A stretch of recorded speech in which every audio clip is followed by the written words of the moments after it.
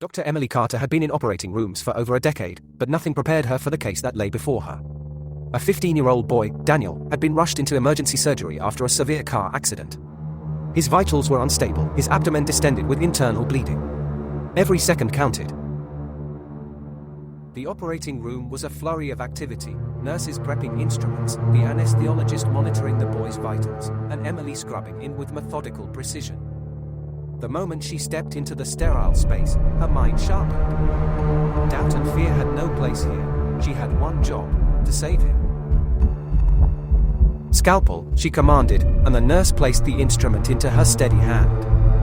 As she made the first incision, her mind raced through possibilities.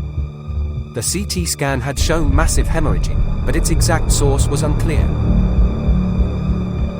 Retractor. The surgical assistant obeyed, exposing the abdominal cavity. The sight confirmed her fears: a ruptured spleen and a severed artery. If they didn't stop the bleeding fast, Daniel wouldn't make it. Suction. Clamp. Her voice was calm, steady. She maneuvered through the mass of blood and tissue, isolating the artery and securing it. The clock ticked relentlessly, but she ignored it. Her world was reduced to the patient before her. Then, a sudden alarm. His blood pressure plummeted. The anesthesiologist called out, "He's crashing."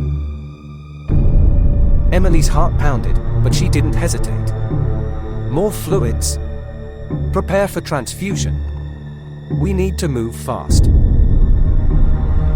Her hands worked with unwavering precision, her training kicking in as instinct. Suture by suture, clamp by clamp, she repaired the damage. The room was tense, each breath held in anticipation.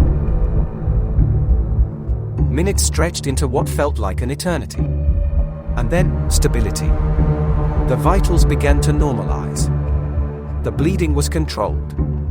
A collective sigh of relief spread through the room. As she finished the final sutures, Emily looked down at Daniel's face, now peaceful beneath the mask of anesthesia. He would live. She had saved him. Exhausted but victorious, she stepped back, peeling off her gloves. Surgery was never just about skill, it was a battle against time, fate, and fear. And tonight, she had won.